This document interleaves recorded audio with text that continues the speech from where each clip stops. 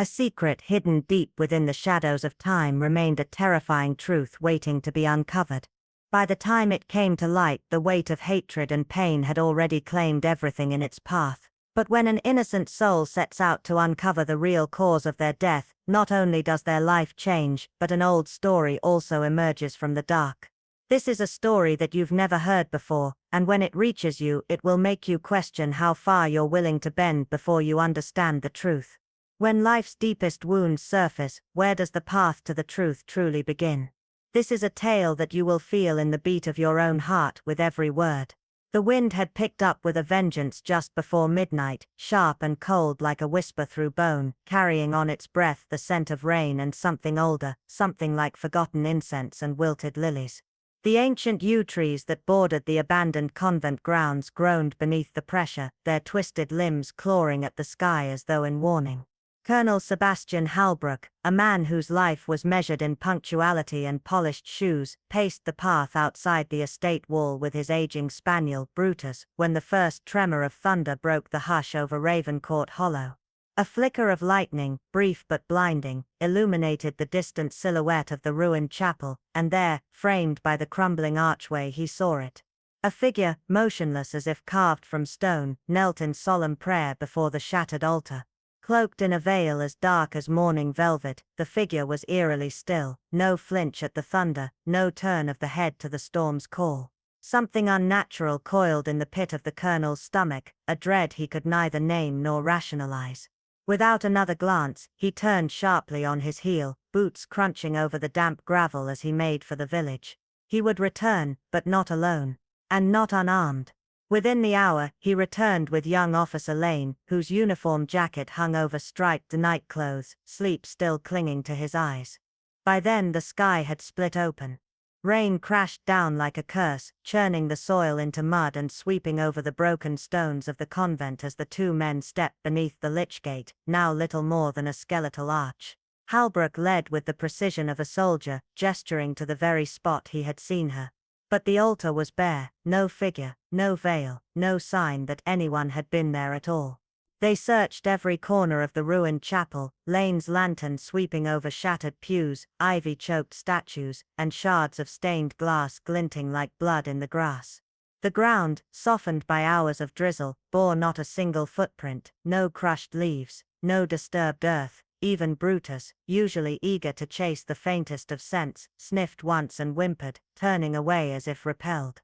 Could have gone another way, Lane mumbled, though both knew the ruins ended in sheer drop behind the altar. Halbrook said nothing, but the tension in his jaw was answer enough. As they retreated into the storm, he muttered to himself, "A tale, that's what it'll become morning." And by dawn, the tale had bloomed like wild hemlock through the village. In parlors and kitchens, over tea and wet boots, tongues wagged.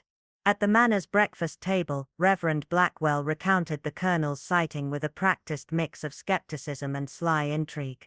Miss Elspeth Blackwell stirred her porridge in silence while Lady Winthrop leaned forward with wide eyes and whispering lips. A nun, she declared, voice trembling between fear and excitement. Veiled, kneeling at the altar in that place of ruin, what else but a spirit? Others chimed in. A foreign pilgrim lost in the dark, a madwoman escaped from the asylum up in Moorhill, an actress rehearsing some doomed production, but none of it quite fit.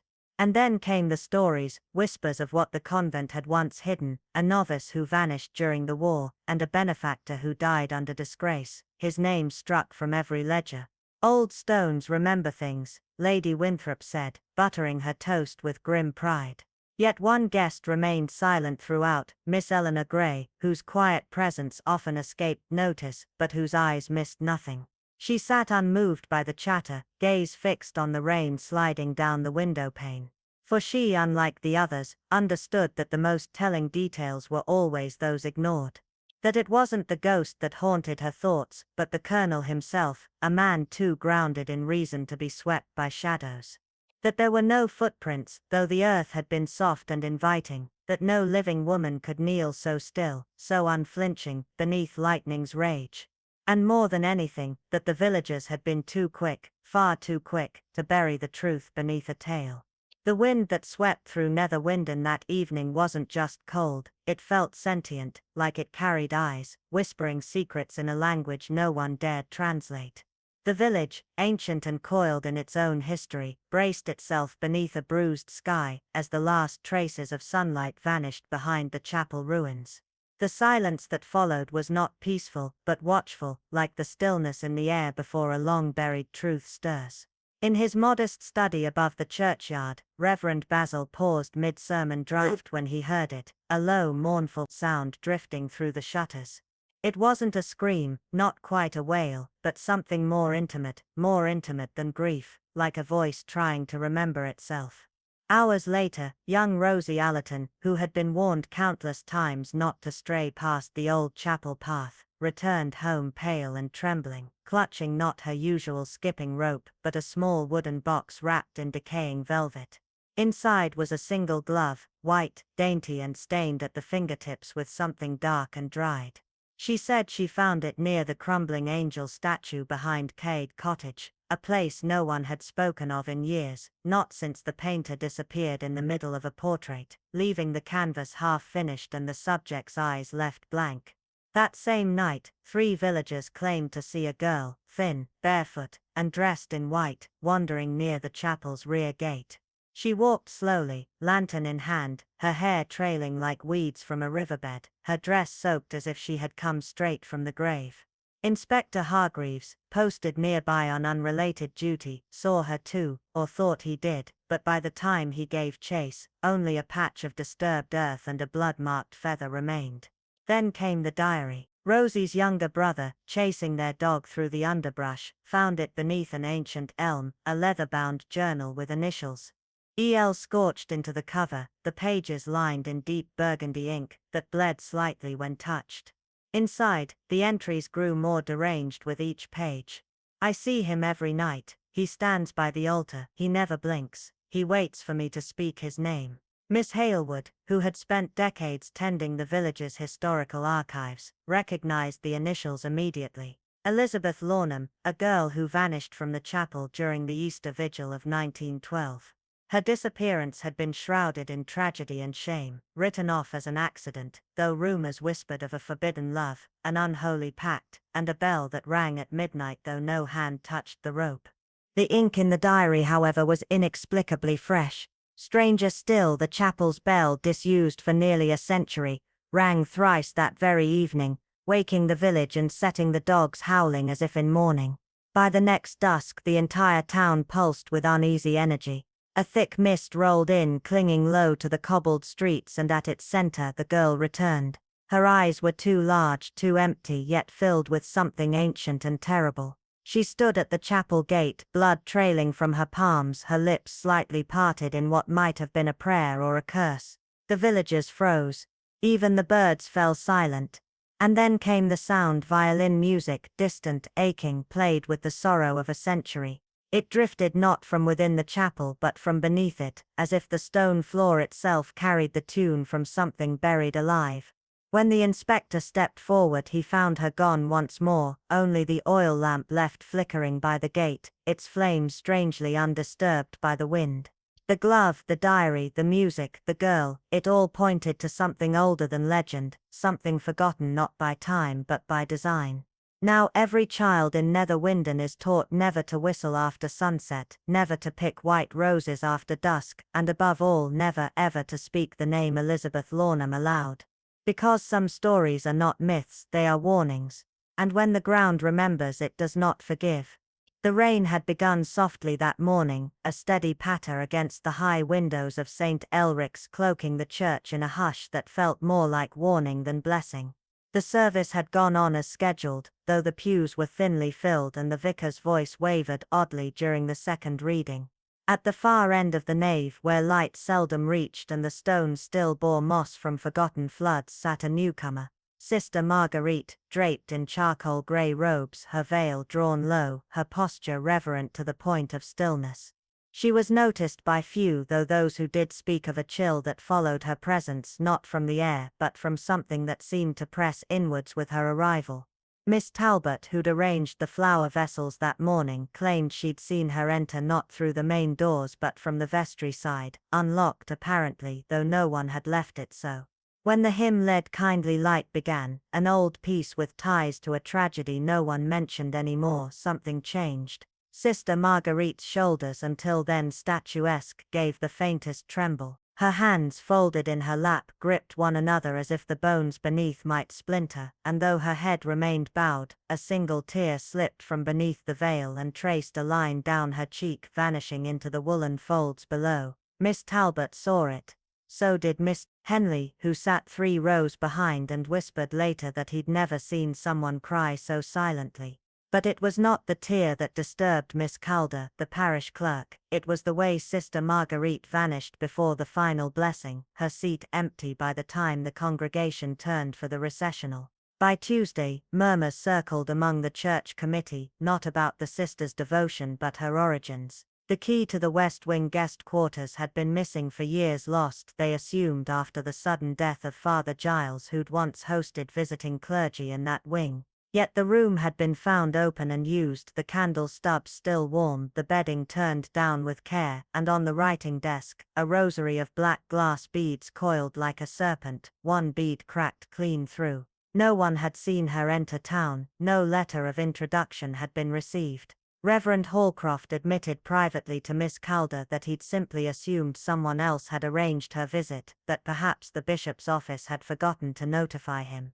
But when inquiries were made, no order claimed her, and no Sister Marguerite appeared on any registry of traveling religious. More unsettling still was what the groundskeeper found early Wednesday morning, a small crude wooden cross placed at the foot of the old yew tree behind the vestry, its bark scorched black around the base. Buried beneath the soil was a faded photograph of a young girl, face scratched out, and on the back a single line in Latin, Memini te sed tu me non vis videa, I remember you but you refuse to see me. By Thursday, Sister Marguerite had not reappeared, though someone, no one knew who, lit a single taper in the sanctuary every dusk. On Friday, the bell rang at midnight, though its rope had been cut 3 decades ago. And by Sunday morning, when Reverend Hallcroft looked out across the congregation, his gaze instinctively flicked to that shadowed row near the back where she'd first appeared and froze. There, on the seat's worn velvet, lay the cracked bead from the rosary, resting precisely where her hands had once folded. No footsteps had been heard, no doors opened, and yet something had been there, something that was not yet done. And though no one dared speak it aloud, many felt it in their bones, she had not come to worship, she had come to remember. It wasn't merely the disappearance that troubled Miss Marlowe, it was the eerie rhythm of it, like a verse half repeated and abruptly swallowed. Sister Callista, with her quiet steps and eyes that seemed too still for someone alive, had a way of becoming present just long enough to be remembered, then vanishing as though she had never been. The villagers might have dismissed it as piety or eccentricity, but Miss Marlowe, seasoned in reading the undercurrents of human behavior, knew better than to ignore patterns that felt rehearsed. That morning, she had spoken lightly of bees and rainfall to the baker's apprentice, yet in her mind she had been cataloguing every instance of the young sister's peculiar timing.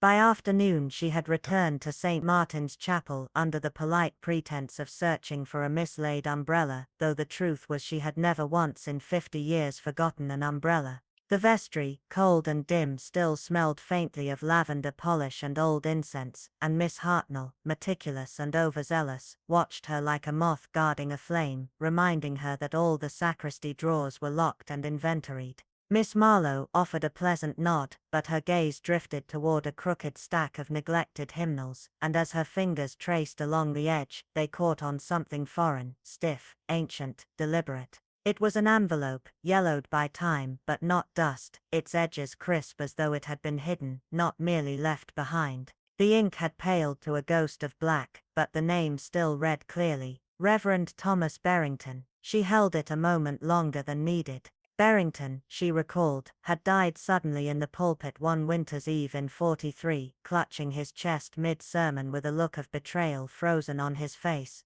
No autopsy had followed, the war had buried more than bodies. Slipping the letter into her handbag, she let her face remain unreadable. Experience had taught her that truth often arrived dressed as coincidence. That evening, she began her inquiries, casual at first, about the defunct St. Dandine's convent, a name that made the postmistress fumble her ledger and caused the retired gardener, Mr. Havers, to mutter, "Not again," under his breath. The convent had closed in silence just after the war's midpoint, the official story involving repairs and dwindling vocations, but whispers had always suggested something darker. A novice girl gone without goodbye, a misplaced American donation never accounted for, and a body pulled from the river with rosary beads clutched so tightly they cut into the flesh. Miss Marlowe, with the patience of one who listens not for answers but for contradictions, found what she needed in the dust-laden parish archives, a brittle newsletter from 1944 folded inside an Easter bulletin, a photograph. The sisters lined in solemn ranks outside the cloister, expressions fixed, some mournful, some guarded. One figure near the edge drew her breath short, veil askew, eyes downward, a hesitancy in the pose that mirrored Sister Callista with uncanny precision. The caption named her Sonia, Dominica novice, though the resemblance to the current Sister Callista was more than familial. It was as if time had bent back to complete a circle left unfinished. Intrigued but unsatisfied, Miss Marlowe ventured to the village outskirts, to a modest cottage where Mrs. Redding, once the convent's cook and now nearly blind but sharp as vinegar, lived in self-imposed silence. Over tea she spoke in riddles and half-finished sentences until Miss Marlowe, voice low, mentioned the name Dominica. There was a moment, a stillness so profound even the kettle seemed to hush, before the old woman muttered, "They said she was buried in the garden, but I never saw a priest come." That night, as rain lashed against the windows and the church bell inexplicably tolled once, though no hands were seen near the tower, Miss Marlowe sat at her desk and unlocked a drawer only she touched.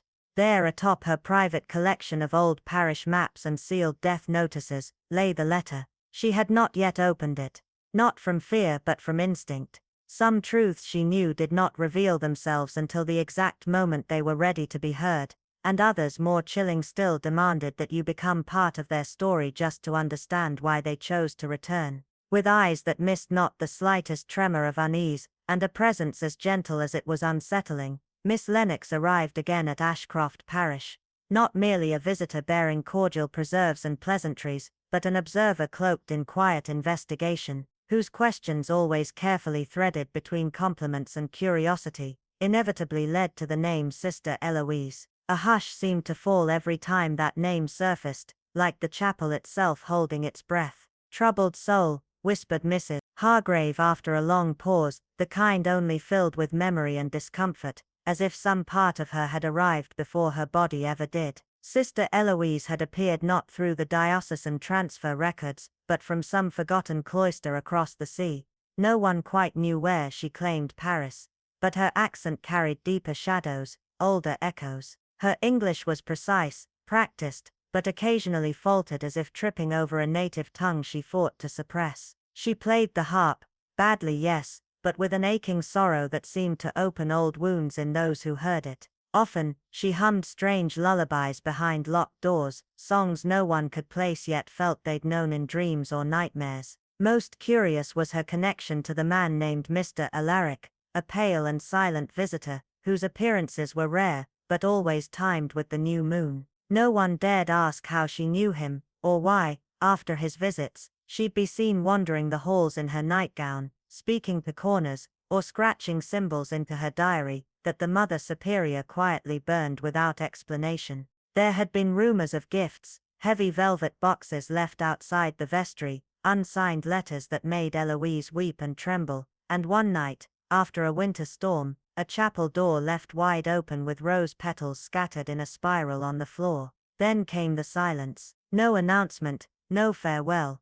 Her room neatly made, her harp restrung, was empty. Only a black feather too long and too fine to belong to any bird in the region lay on her pillow. Miss Lennox, saying little, walked the perimeter of the property that evening with her lantern, eyes drawn to the half-buried greenhouse. There, beneath rusted ivy and the bones of frost-killed roses, she found a hatch covered in dead vines. The narrow stone steps beneath it descended into darkness, breathing secrets. She went down alone. The air was thick, like exhaled secrets trapped for centuries, and the walls bore faint, crumbling carvings, symbols older than the chapel itself. She found an abandoned sanctum, shattered votive candles, a broken harp string, and a cryptic phrase etched into the stone: "I was never meant to be saved." Meanwhile, Colonel Wycliffe, known more for logic than legends, began to doubt the comfort of rationality. The envelope he received, marked only with a sigil of an open eye,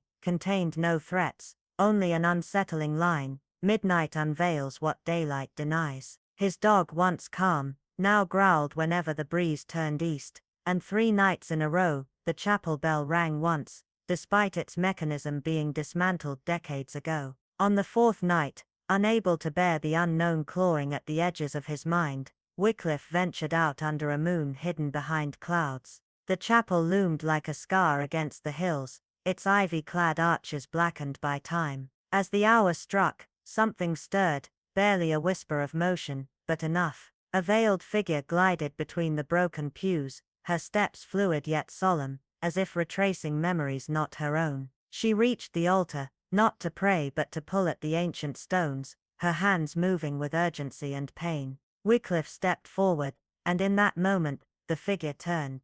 Their eyes met, hers hollow, burning with a grief older than her face, and then she vanished, fleeing into the cryptic dark, her veil snagging on the altar, and tearing like mist. He followed but reached only silence. In her place, he found a rosary half buried in the mud, its crucifix blackened, its beads strung with damp earth, and beneath it, clear as if knelt there minutes ago, were twin impressions of knees. The next morning, the caretaker's cottage door stood ajar. The postman's boy, curious and trembling, peeked inside, and ran. By the time the constable and vicar arrived, word had already spread like wildfire through the village. Sister Marjorie, long thought stable and serene, had been found collapsed across the threshold, her veil torn, her nails bloodied, from gripping the rosary that Wycliffe had recovered. Her first words, barely whispered through chattering teeth, were not prayer, but warning. She was never Sister Eloise. She was something wearing her face. Miss Lennox, standing still in the morning light that filtered like judgment through the convent windows, closed her notebook quietly. Her gaze drifted to the chapel spire, where a raven now circled, once then twice, before vanishing into the clouds. And somewhere in the underground sanctum, beneath dust and stone, something began to stir. Her breath shallow, the air in the room heavy with an unspoken tension. Sister Clare lay unconscious upon the guest bed, her pale face twisted with something beyond physical pain. The once serene woman had fallen silent, and it was clear she carried a story that the world had long been too afraid to hear. Miss Cynthia Aldrich worked feverishly to prepare a warm compress, her hands trembling with something more than just concern, while the thick silence of the room was broken only by the soft murmur of Miss Marple, who had arrived quickly, after being urgently summoned by Mrs. Weatherby. Miss Marple's gaze was deliberate as she entered, not to offer comfort but to observe. She did not speak to Clare directly, not yet, but the subtle movements of her hands, the positioning of her body, the faint scrape on her knuckles that spoke of a struggle, or perhaps something worse. These details told a far deeper story. As her eyes flicked over the room, they rested momentarily on the old rosary laid upon a folded towel, a relic of sorts, but not one from the convent. Its beads were marked with strange symbols, foreign to any English maker, and its crucifix bore an inscription, April 1941. Miss Marple's hands folded slowly in thought as her mind sifted through the pieces, weaving the threads of what was becoming a tale much darker than any ghost. It wasn't a spirit that haunted them. It was a memory, long buried, returning to claim the living. The veil which had once cloaked Clare's identity, unraveled with merciless precision. It was Miss Cynthia who, in the process of preparing a warm broth, noticed the faint traces of rouge beneath Sister Clare's chin. A faint trace, yet undeniable, a cosmetic out of place on the face of one who had sworn off vanity. Questions began to stir like a storm on the horizon. A telegram was sent, and the diocesan office, polite yet visibly perplexed, replied with an unsettling answer. No Sister Clare existed among the known orders. As the day wore on, a nurse from Middleshore Hospital arrived, and when she saw Clare's face, her breath caught in her throat. The woman in the bed was not a sister, she was Clare Mallory, once a singer of fleeting renown and questionable repute, her name appearing occasionally in the society pages of the war years, always in the company of men whose names were wrapped in mystery. Clare had been a shadow in the past, and now that shadow was coming to light. Miss Marple observed quietly from the doorway, her mind already turning the pages of a story long left untold.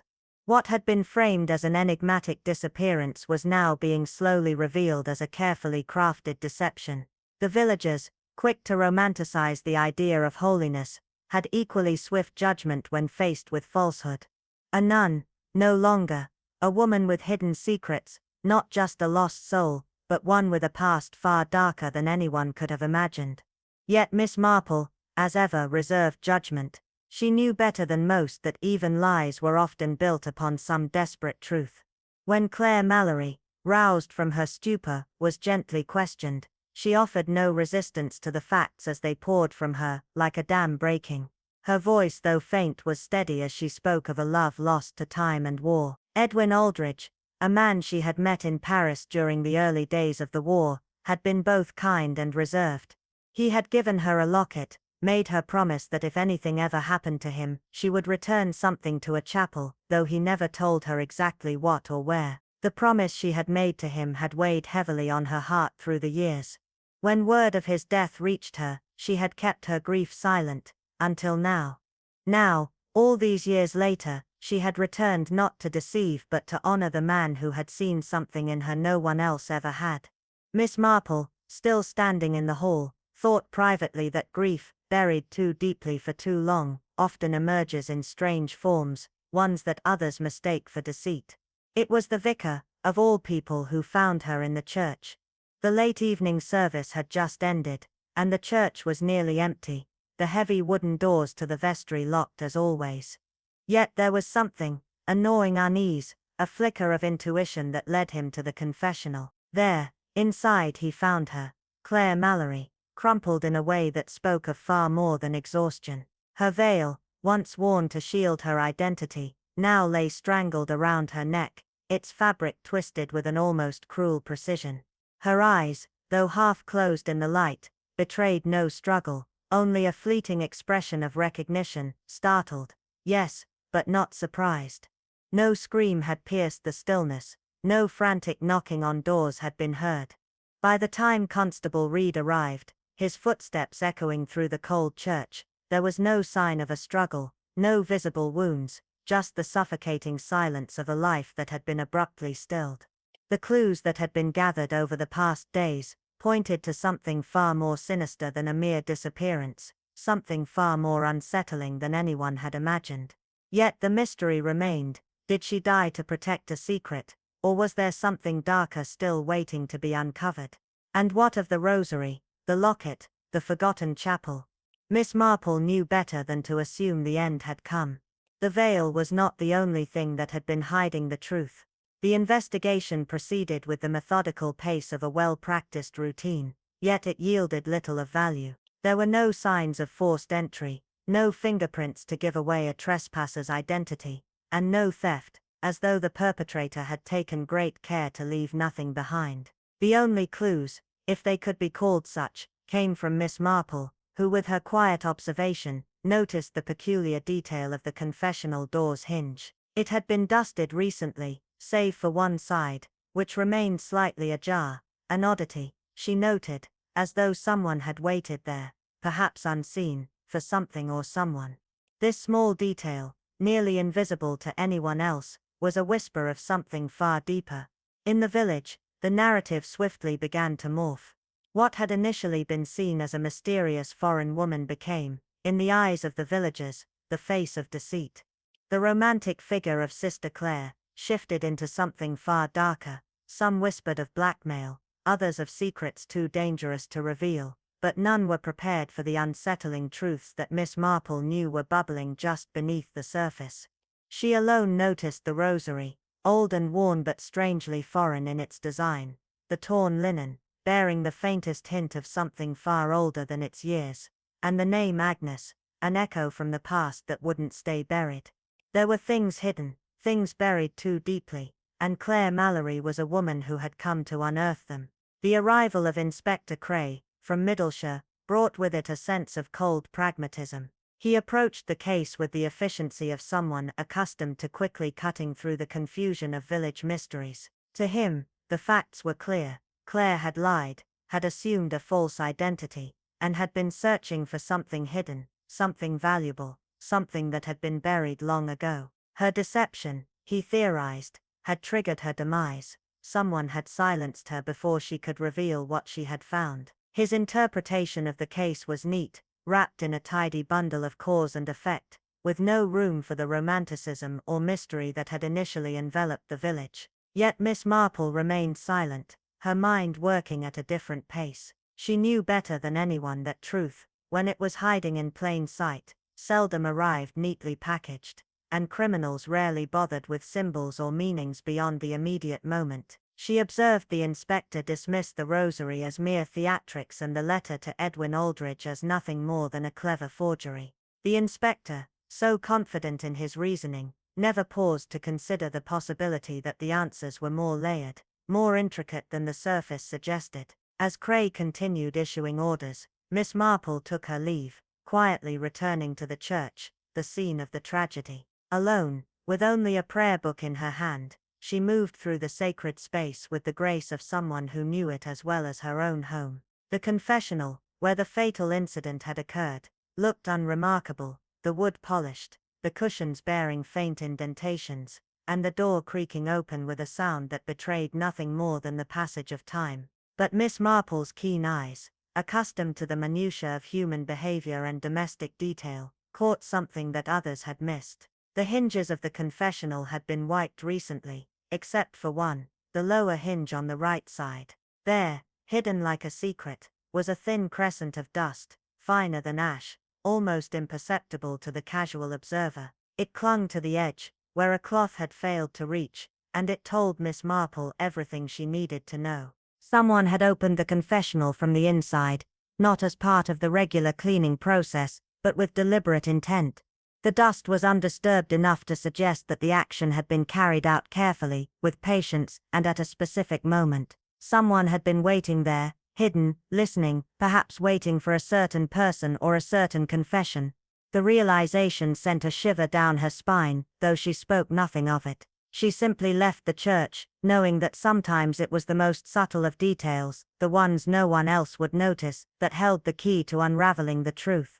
As the days passed, the village of Nether Hatchington, once filled with whispers of mystery and uncertainty, found itself swarming with the energy of a community desperate for answers. What had started as the tale of a foreign nun had evolved into a full-blown drama, dissected in the local cafes, gardens, and even in the Women's Guild rehearsals. Speculation ran rampant. Some insisted that Claire had been blackmailing someone powerful, others claimed that she had come in search of a hidden fortune or a long-lost inheritance. The more colorful members of the village threw around theories of espionage, with Mrs. Weatherby especially enthusiastic about the idea. "Mark my words," she declared with absolute certainty, "there's always one foreigner in a village, hiding behind a cassock or a clarinet case." But the most persistent theory, one that lingered in the corners of conversation, was the darkest of them all. It was not that Claire Mallory had assumed the identity of Sister Agnes, but that she had in some way returned, changed, veiled and altered by the years, but with the same haunting presence. Sister Agnes had come back, not impersonating her, but returning from the past, her secrets veiled beneath the surface, and a dangerous truth buried too deep for anyone to uncover without paying a terrible price. The mystery that had begun as a whisper quickly grew into an echo, reverberating through the narrow streets of Nether Hatchington. With each passing day, the village seemed more divided, the air thick with the scent of intrigue. The once small and innocent rumor that Claire Mallory resembled the long-lost Sister Agnes had taken root like an uncontrollable fire, sparking debates that fueled division. Some villagers, eager to cling to a sense of order and certainty, believed that the resemblance was too uncanny to be mere coincidence. Others, more cautious and skeptical, suggested that Miss Marple herself might be stoking the flames of doubt with her cryptic silences, playing her role as the puzzle maker in this twisted game. Miss Marple, ever composed, did not offer her opinion. She knew the value of keeping her cards close to her chest. Instead, she watched as the villagers fell into two distinct camps, those who clung to the simple narrative of a vanished novice, and those who believed in the sordid tale of a cabaret singer's deceit. What was becoming clear, however, was that the villagers were more comfortable with one story over the other, preferring the illusion of purity and innocence over the complexity of a truth that threatened to upend their small, ordered world. Miss Marple could not help but notice the dangerous simplicity of it all. It was an instinct to categorize, to settle on one version of events, that had kept the village blind to the more unsettling truths hidden beneath the surface. They had allowed themselves to believe the falsehoods, rejecting the uncomfortable complexities in favor of a lie that could be easily understood. The very same instinct, she thought, was likely what had allowed the darker secrets of the past to be buried so deeply. Later that week, when the opportunity arose, Miss Marple made her way to the forgotten back room of the church. The room, once used by the convent's visitors and guests, had long been ignored, its contents gathering dust in the quiet corner of the sacred space. Among the decaying certificates and framed notices, Miss Marple found what she had long suspected was hidden, an old portrait. Water-stained and poorly reframed, the portrait depicted a group of nuns in their religious habit, gathered together in solemn commemoration of a donor. But it was the bottom of the frame that caught Miss Marple's attention. Where a brass nameplate should have been, there was nothing but the twisted remnants of two screws and a faint rectangle of lighter wood. It was clear that the plaque had been deliberately removed, not lost or misplaced, but taken with care, erased. The act was not one of carelessness, but rather of intent. Someone had wanted Sister Agnes to be forgotten. Someone had gone to great lengths to ensure that her memory was wiped clean from the walls of the church. Miss Marple stood for a long moment, her fingers lingering on the frame, as the weight of this realization settled over her.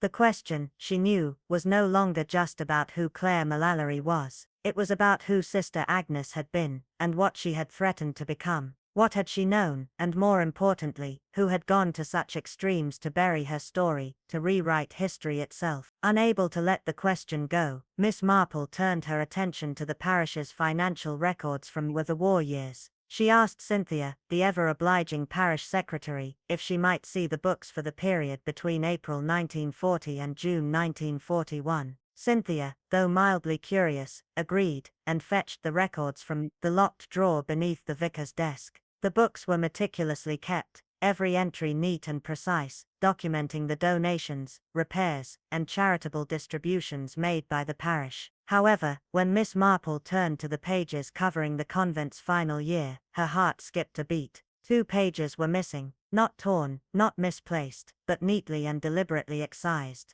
The edges were clean, the stubs exact, no hint of carelessness, no indication that they had been lost. The absence was purposeful, a quiet and intentional act. What troubled Miss Marple most was not the missing pages, but the certainty that someone had wanted those records gone long before Claire Mallory arrived in the village. Someone had erased a record, not just of financial transactions, but of presence, of names, of actions, of decisions that might have revealed something darker beneath the surface. What had been hidden, she realized, was more than just money. It was a record of betrayal. A record of those who had followed Sister Agnes, those who had come after her, seeking something that had been left behind. Miss Marple's thoughts then turned to Edwin Aldridge, the vicar's younger brother. A quiet, reserved man, Edwin had always been more interested in books than in sermons. During the war, he had joined a government bureau so secretive that its very name seemed to disappear when spoken aloud. His death in 1941, attributed to a bombing raid, had been reported without fanfare, folded quickly into the collective memory of the village. Yet, Miss Marple knew, there had always been whispers. Whispers about Edwin's unusual absences, his curious attachment to the convent, and his private visits to St. Winter's Chapel.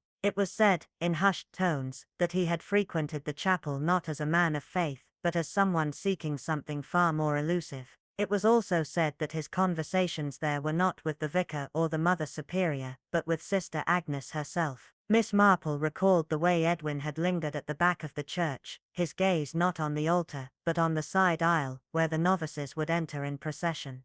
There had been something wistful in his expression, a look of longing and loss. It was the kind of look one might have, if they had lost something not once but twice. And now, all these years later, someone else had returned to the village, carrying with them the same sorrow, the same shadow. Miss Marple knew that the threads of the past had not been severed. They were still there, still weaving their way through the present. The village had tried to bury Edwin Aldridge's death, to distance it from the events that had transpired at the convent, but the connections were still there, lurking beneath the surface. What had been lost in the past was now resurfacing, and with it came the dangerous truth that had been buried so carefully, so intentionally. Miss Marple was more certain than ever. The secrets of Sister Agnes were not just her own. They had entangled the lives of many, and they were now drawing ever closer to the surface, threatening to break free and unravel the entire village.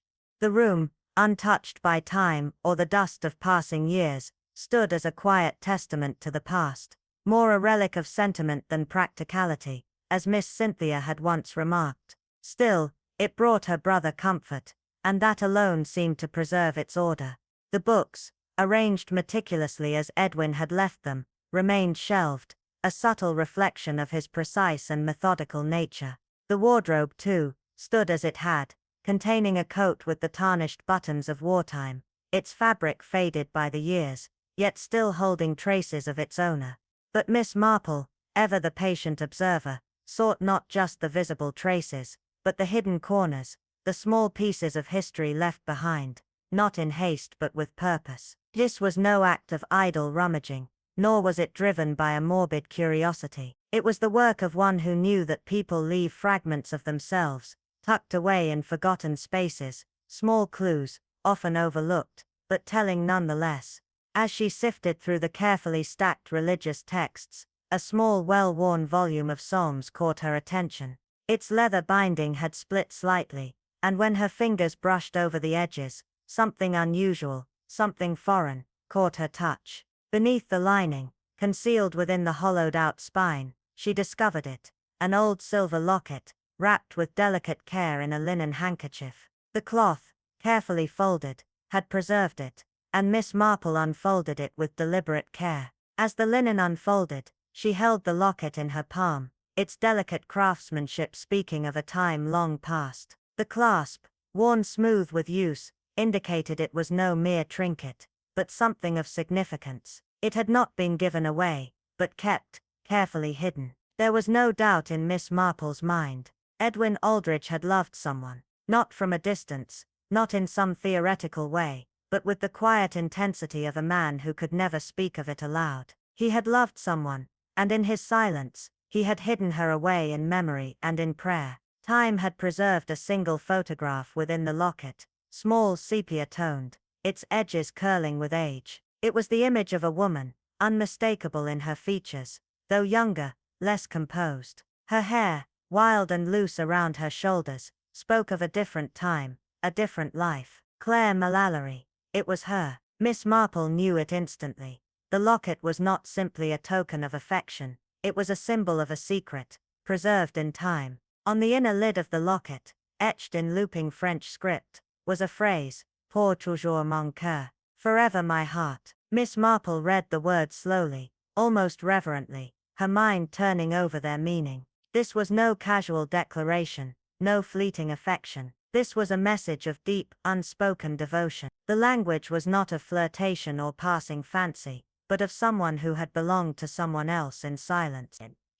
Promise. The locket had been kept, not discnom, and in its concealment, Miss Marple saw the shape of a desperate compromise, one that had never been meant for the world to know. Edwin Aldridge had not lived long enough to explain. Claire Mallory had returned too late to forgive. With a steady hand, Miss Marple closed the locket, returning it to its protective cloth. The secrets it contained had never been meant for others, but someone, somewhere, had ensured that it would be found. The next step took her to Miss Peabody, the village seamstress, known for her quiet understanding, and for keeping countless confidences over the years. Miss Peabody, though she hadn't thought of Edwin Aldridge in ages, was quick to recall the man when Miss Marple arrived, under the pretense of mending a lace collar. As she stitched, the old woman's memory stirred. Yes, he came to me just before the raids, she recalled, her fingers moving deftly over the fabric. Wanted something embroidered, not a wedding veil. No, it wasn't that. It was a nun's veil, made from fine muslin, with a lace border. Miss Peabody smiled faintly at the memory. It took me 3 evenings to finish it, and he said it was a gift, though he never told me for whom. There had been no receipt, no formal order, just a quiet request, specific, almost secretive. The initials had been embroidered into the fabric, hidden in delicate, almost imperceptible stitching. As Miss Peabody recounted the details, the fine lace, the length of the veil, Miss Marple's mind pieced the puzzle together. Edwin had not planned a deception. No, he had planned a tribute, or perhaps an escape. The veil had not been meant to deceive, but to honor, to protect. Someone, somewhere, had worn it years later, not as a memory, but as a disguise. And as Miss Marple knew well, disguises always concealed more than just a face. It was not the veil itself that told the story,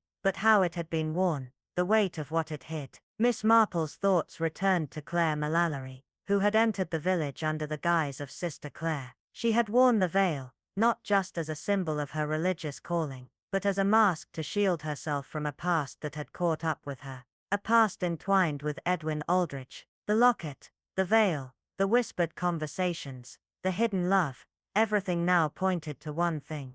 A secret, buried deep, one that had festered for years, waiting for the right moment to surface. The question now was no longer who Claire Mallory was, but who she had been. And Miss Marple, ever watchful, knew that the tangled threads of the past were only beginning to unravel, and with them the dangerous truths that had been hidden for far too long. Claire Mallory, her fingers delicately adjusting the fabric of the veil, moved with a quiet, almost unconscious grace, each fold at the nape of her neck held as if she had done it 1,000 times before. These were no borrowed gestures, they were instinct, habits forged through years of unseen repetition. Yet as Miss Marple observed, Claire had never been a nun, and the question that gnawed at her was one of inheritance. This veil, more than a mere item of clothing, had been passed down, preserved not just for its beauty, but for something deeper, something far more dangerous. It had not come from a wardrobe. It had come from memory. A memory, once wrapped in Edwin Aldridge's silent grief, had re-emerged not as a quiet tribute, but as a threat. The veil, worn in secrecy, had become an object of fear. It was not Claire's pretense that had condemned her, but the veil itself, this garment, sewn in silence, had carried with it a hidden history, a history long buried, and now unearthed. Miss Marple, ever astute, folded her hands, reflecting on a truth she had long known. Some lies are never spoken aloud. They are stitched into the fabric of lives, worn and carried until someone dares to unravel them. With quiet resolve, Miss Marple requested the veil be examined, presenting it as if merely in need of mending, a task which Miss Cynthia readily accepted. Yet it was not the tear that Miss Marple sought to fix, but something far more elusive. Along the inner hem of the veil, barely visible to the untrained eye, Miss Marple noticed a series of odd, irregular stitches, short, uneven, and suspiciously out of place. To most it would have seemed an imperfection, but to her it was a message. She traced it with her crochet hook, murmuring the translation to herself, Agnes. It was not a name or a dedication, it was a person embedded into the fabric with a precision that could not be ignored. Agnes. The name resided there, as permanent as if etched in stone, a quiet tribute, or a desperate protection. Miss Marple let the veil rest in her lap, her gaze fixed on the cold hearth as she pondered the lengths someone had gone to in order to preserve or erase Agnes's memory. And now, that memory was speaking once more. Later, during a quiet visit to the vicar's parlor, Miss Marple found the moment she had been waiting for.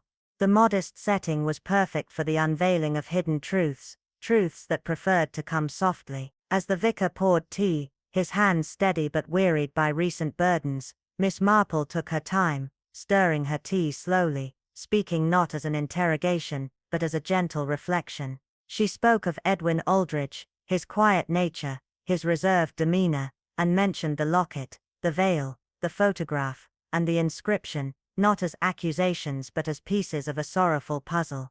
When she mentioned Agnes, she saw the brief hesitation in the vicar's movements, the pause before the spoon continued its rhythm. Miss Marple had expected this. She did not mention Claire Mallory until the very end, almost as an afterthought. She wore Agnes's memory, Miss Marple said softly, but Edwin never truly loved her. Not the way he loved Agnes. There was no anger in the vicar's response, just a long-waited silence. He nodded slowly, as though the weight of the years had finally caught up with him. Yes, Edwin loved Agnes, he admitted, his voice quiet, filled with the reluctant wisdom of a man who had seen too much.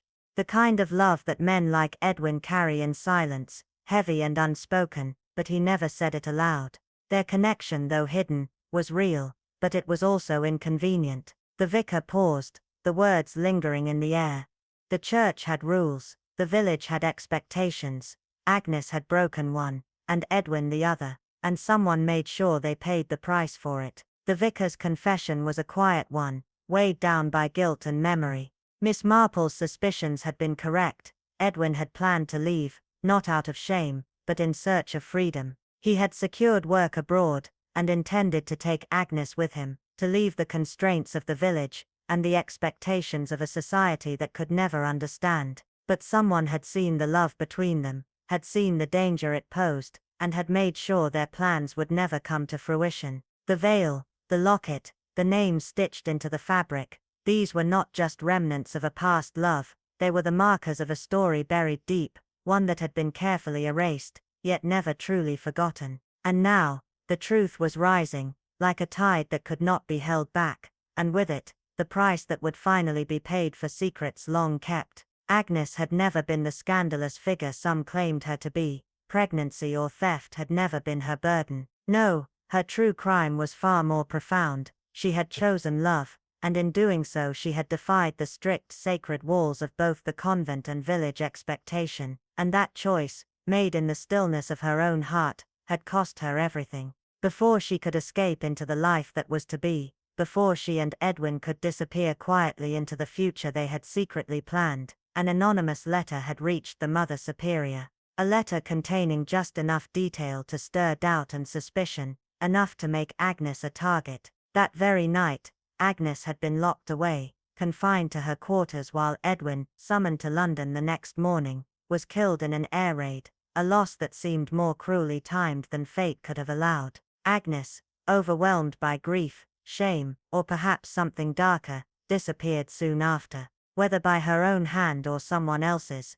no one ever knew for sure. The vicar's parlour, in its quiet formality, bore witness to Miss Marple's understanding of the depth of betrayal that had taken place. As she considered the intricacies of guilt, it was never malice that drove the hand of harm, but the twisted shape of love, distorted by fear and control. Betrayal, as Miss Marple knew all too well, often masqueraded as righteousness, and within the confines of the vicar's house, that thread of deception had been pulled long ago, unraveling lives in its wake. But this betrayal had not been born of ill will, it had been the result of a twisted belief that someone was doing what was best, preserving a name, protecting a faith, guarding a future. The letter, though seemingly anonymous, could not have been written by a stranger. It contained too much knowledge, too many intimate details. The veil, the late-night meetings, the quiet plans that had been so carefully observed. The letter had been written by someone who had been watching, someone who had known too much, and who believed their intervention would preserve the delicate balance they imagined would save everything. But in doing so, they had set in motion a tragedy far worse than any scandal. They had made certain both Edwin and Agnes would be lost to the world. Miss Marple understood that the most dangerous betrayals were those committed in the name of order, of preserving a status quo that could never last. Now, with Claire Mallory's tragic death, the silence that had buried the past for so long had returned, echoing like a forgotten whisper. Whoever had once intervened had done so again, not to stop the scandal, but to ensure it never resurfaced. And in doing so, they had buried something far darker than they had ever intended. Every village, Miss Marple knew, had its quiet keepers of secrets, the ones who spoke little, and said less. In Nether Hatchington, that role belonged without question to Mrs. Littimore, the vicar's housekeeper, who had loyally served the Aldridge family for over 30 years. It was she who,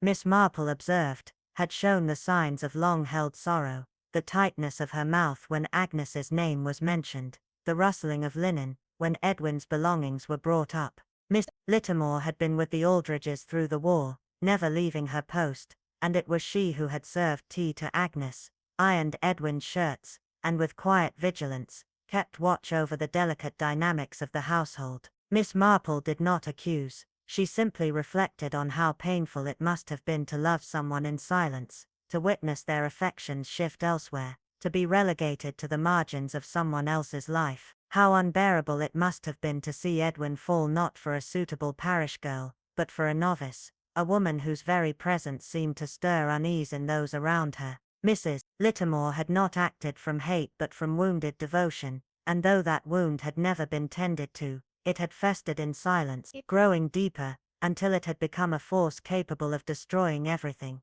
That, Miss Marple realized, was the true danger. The final confirmation came not through confrontation, but through a discovery made on a quiet walk through the vicarage's storage room. There, beneath a stack of unused hymnals, Miss Marple found a small wooden box, its contents forgotten by time. Inside, among old altar cloths, and a tarnished brass candle snuffer, was a velvet-bound notebook filled with outdated dedications. But what caught Miss Marple's attention most of all, was a small brass plaque, unpolished and worn, wrapped in faded tissue. Its engraving was unmistakable, Sister Agnes 1940. The screw holes told their own story. This plaque had once been affixed to the commemorative board at St. Winfrid's Church, the same one now conspicuously empty, where Agnes's name should have been. In that moment, Miss Marple understood. It had never been a simple matter of misplaced affection or misplaced loyalty. It was the thread of an old secret, one that had been buried with Agnes, but now refused to stay buried. The past had not been forgotten. It had only been waiting for the right moment to return. The room was heavy with the weight of untold truths, a silence that clung to the air as tightly as the curtains drawn across the windows. Miss Marple stood before them, her gaze unwavering, as she examined each face in turn, reading more than just the obvious. The vicar, pale and lost in thought, his hands trembling slightly as he gripped the edge of his chair, a man undone by secrets he could not control. Mrs. Littimore standing stiffly beside the tea trolley, her hands clasped tightly together, her eyes avoiding the scrutiny of those around her, yet beneath her composure lay a sorrow deeper than anything she could mask. Inspector Cray, though skeptical of the whole affair, had agreed to this gathering, his arms folded across his chest, ready to dismiss whatever he could not explain. And then there was Miss Marple, not a figure of accusation, but of quiet resolve, her voice gentle yet filled with the weight of years spent observing the unspoken dynamics of human lives.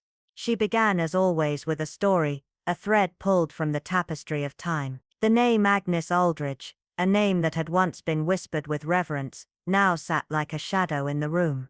Agnes, who had once been loved and adored, had disappeared long ago, her name erased from every memory, her life rewritten in the image of a lie. Miss Marple spoke softly, tracing the remnants of Agnes's presence, from the locket hidden away in Edwin's psalter to the embroidered veil that had been so carefully removed and hidden beneath layers of silence. Each piece, Miss Marple explained, had not been a part of some elaborate deception, but rather a symbol of a life lost and a truth buried deep beneath the surface. Claire Mallory, whose return under the guise of a novice had sparked suspicion, had not come to deceive, but to reclaim what had been taken from Agnes.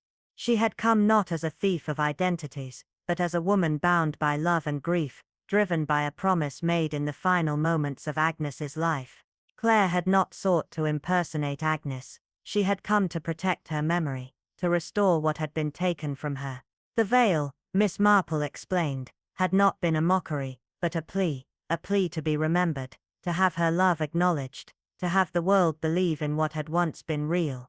Mrs. Littimore, standing silently, had heard these words before. She had seen the path that had led them here, the quiet choices she had made in the shadows of her devotion. Her loyalty had once been the driving force behind her actions, but loyalty, Miss Marple knew, could be a double-edged sword. The housekeeper had not acted out of malice, but from a deep, unspoken love that had been warped over time, twisted by the weight of secrets too heavy to carry. The truth of Agnes's disappearance had been hidden beneath layers of guilt and regret, a truth that Claire Mullally had uncovered, not to disgrace those who had buried it, but to heal the wounds left by silence. Agnes, she explained, had not fled in shame as many had believed. No, Agnes had died in an air raid, far from home, on the outskirts of Paris, buried beneath rubble with no name to mark her resting place, no prayers to sanctify her departure. Claire had been with her in those final moments, had held her hand as the world around them fell apart, and had whispered a promise that the world had not been able to hear. That promise was not one of salvation, but one of devotion, a devotion that transcended religion, transcended duty. It was a devotion to a love that had been buried beneath lies and forgotten names.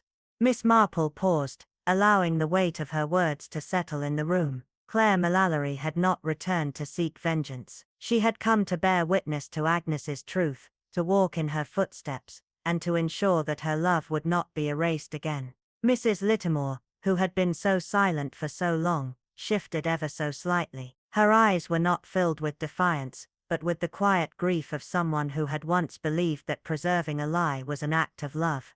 And now, standing here, faced with the truth, she understood that the lie had never protected anyone. It had only delayed the inevitable, the unearthing of what had been buried for too long. In the stillness of the vicarage library, Miss Marple had not been the accuser, but the keeper of truths too painful to be forgotten. And in the quiet, the truth had come to light, as undeniable as the fading of a long-forgotten memory into the present.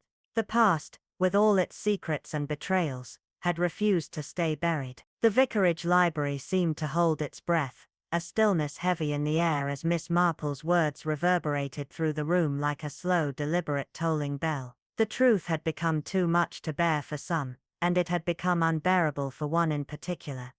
Mrs. Littimore, whose quiet devotion to the past had woven a tangled web of secrets too intricate to untangle.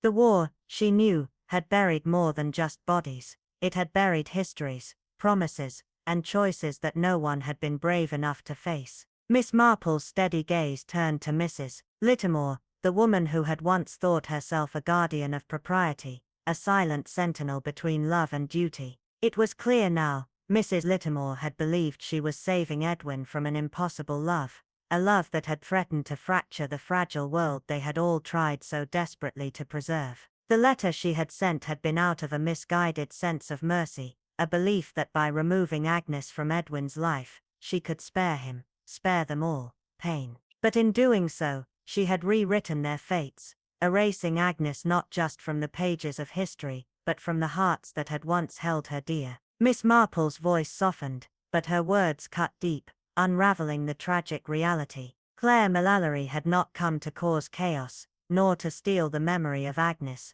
but to resurrect it, to reclaim what had been lost to fear and guilt. Agnes had not left the convent to flee from a broken heart, she had left to seek freedom, to love and live in a way she could not within the church's walls. She had found it too in Claire, a bond that transcended friendship, one forged not just in love, but in a shared strength that the world could never have understood. The truth of their connection was born in Paris, in a city that had once been a sanctuary but had turned into a battlefield, where fate, and time, had stolen Agnes from Claire. In the aftermath, Claire had made a promise, one whispered in the chaos of air raids and crumbling buildings, a promise to carry Agnes's memory back to England, to make sure the world knew the truth. And so, she had come, wrapped in the veil that Agnes had once worn, not to deceive, but to remember, to remind the world of a love that had never been allowed to fully bloom. Mrs. Littimore, when faced with Claire's return, had not seen the woman before her,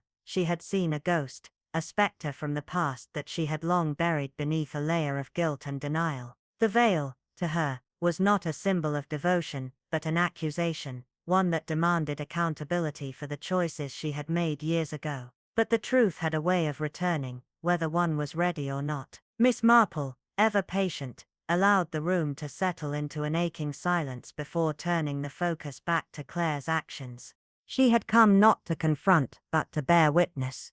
Claire had not fought when Mrs. Littimore had moved to silence her, she had understood.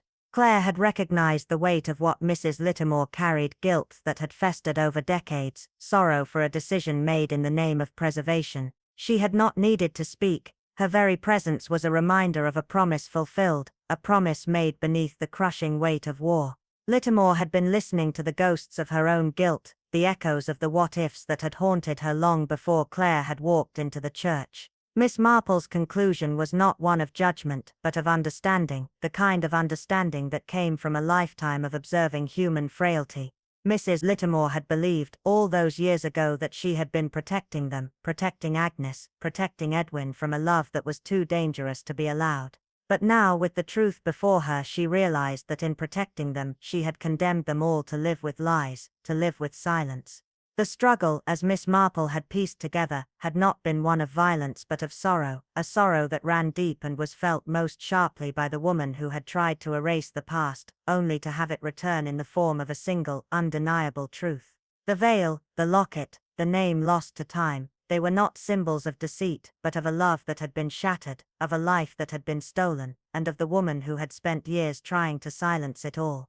And in that quiet moment, when Mrs. Littimore had stood frozen before the past, she had tried to outrun. Claire Mallory had not been the ghost. She had been the living memory, the one who had returned to remind them all of what had been lost, and what could never truly be erased.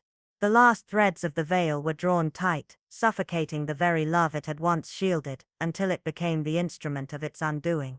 Miss Marple, ever composed, allowed the truth to settle with an unspoken weight, unfolding the veil with meticulous care, as if tracing the delicate steps of a forgotten promise. In her hands the locket gleamed, its picture, Claire young and full of the kind of hope that only the unguarded heart can hold, the inscription, Pour toujours mon amour, a silent echo of love that had never been allowed to blossom fully.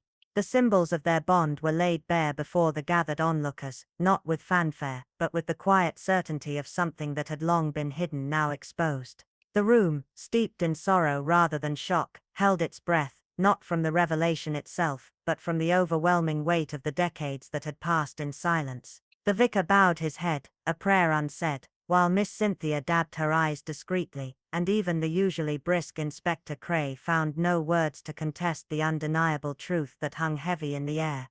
Mrs. Littimore stood motionless, not weeping, but her shoulders trembled with the raw exhaustion of a heart that had carried a burden too long, a heart too weary to defend the lies it had once clung to. There would be no courtroom drama, no judge or jury to decide the fate of the past, but there was a quiet reckoning that would linger in the heart of the village. Nether Hatchington would continue its daily rhythm, the market would buzz with chatter, the postman would whistle as he made his rounds, and the bells of St. Winters would ring not in alarm, but in quiet remembrance. No headlines would capture the tale, no scandal would stain the newspapers, yet the truth had been understood, and sometimes that was enough. The caretaker's cottage, still draped in the quiet of a bygone era, remained undisturbed, save for a solitary wreath of winter jasmine that appeared at the doorstep, a silent tribute, unnoticed by most, but cherished by those who knew. Mrs. Littimore, though unchanged in title, now moved with a quiet grace, her gaze often wandering toward the chapel window at dusk, as if seeking absolution that would never come.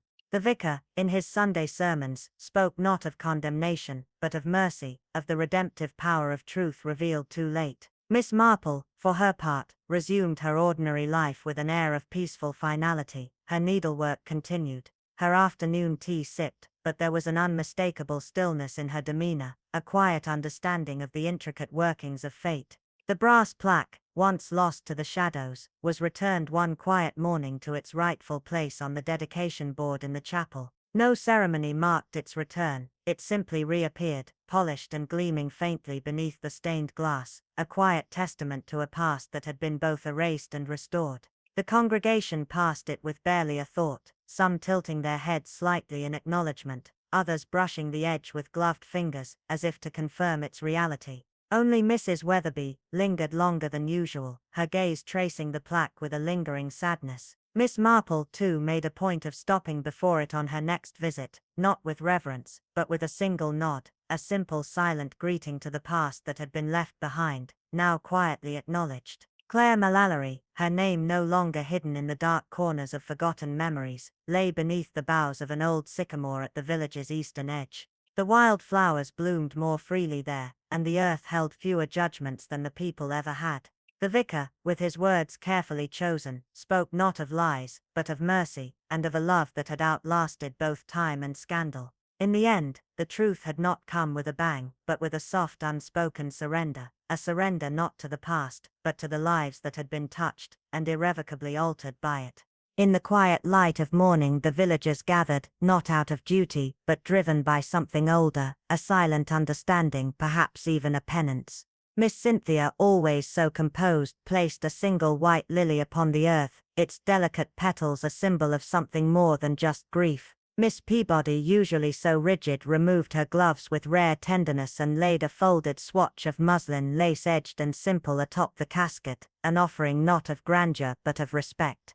Miss Marple, as was her way, did not linger with her gaze fixed upon the gathering. Instead she walked quietly to the site the next morning, her footsteps soft against the earth. She left nothing behind but a single violet, a humble tribute to a life lived in secrecy. It wasn't the gesture that mattered, Miss Marple knew, but the silent presence that accompanied it, a presence not born of obligation but of understanding.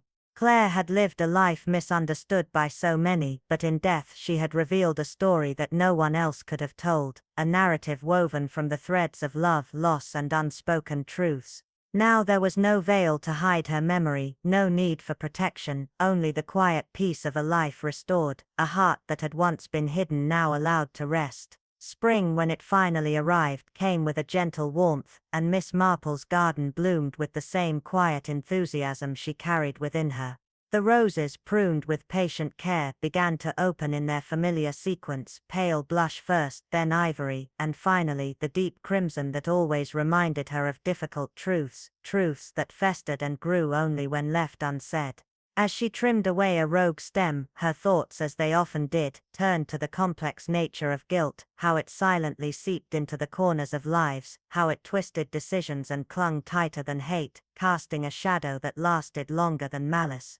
Agnes had not been silenced by cruelty, Miss Marple mused, but by a paralyzing fear. Claire's return had not been for vengeance but for redemption, for the chance to set things right, and Mrs. Littimore, in her own quiet way, had not sought to destroy but to preserve what she believed could no longer be saved. Miss Marple, as she often did, reflected on the nature of truth, how it rarely arrives in grand declarations or fiery speeches, but often in the quiet folds of a veil, hidden beneath a stitch, or buried within the weight of a locket, sealed away by the years.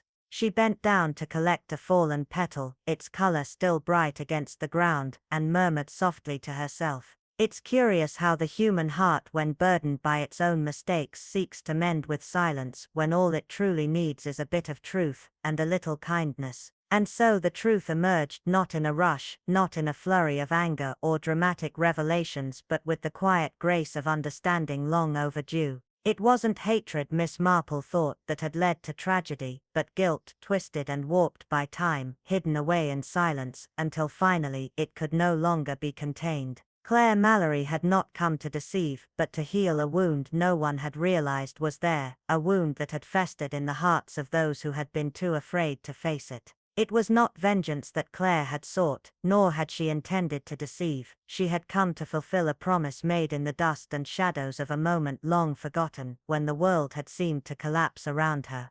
But now, in the quiet unfolding of time, that promise had become an act of devotion, an act so deeply woven into the fabric of what remained that it could not be unraveled. Miss Marple, as always, had listened closely, her keen eyes never missing the delicate threads of truth hidden beneath layers of silence. Justice in this case was not a matter of law or punishment. It did not wear a uniform, nor wield a gavel. No, it wore a veil, delicately stitched with the precise language of Morse code, and it returned something far more precious than any legal judgment, a name restored, a story untold for so long finally laid bare in the chapel's silent embrace. And so we are left to wonder, as the last of the village's mysteries quieten into the past, what would you have done if you had been Mrs. Littermore? Would you have shielded a painful secret, holding it close in the name of love, or would you have chosen to speak the truth, no matter the cost? And what of Claire? Was her deception a sin, or was it simply the only way the past could be heard, the only way the world could finally begin to understand? Share your thoughts with us in the comments below. We are always so eager to read your reflections. Your insights don't just enrich this mystery, they help others to discover the layers and complexities that make these stories so compelling. Whether it's your own theory, your favorite moment, or a deeply personal reflection, every voice here adds warmth to our shared space of storytelling. If you enjoyed this tale, don't forget to subscribe for more mysteries in the style of Miss Marple, with hidden clues and hearts laid bare beneath layers of history. And please share this episode with a friend or family member who loves a well-crafted whodunit, wrapped in the quiet elegance of a country garden, tangled with regret, love and lost time. Thank you for being part of this journey. Until next time, where more secrets will be revealed, and more hearts quietly mended.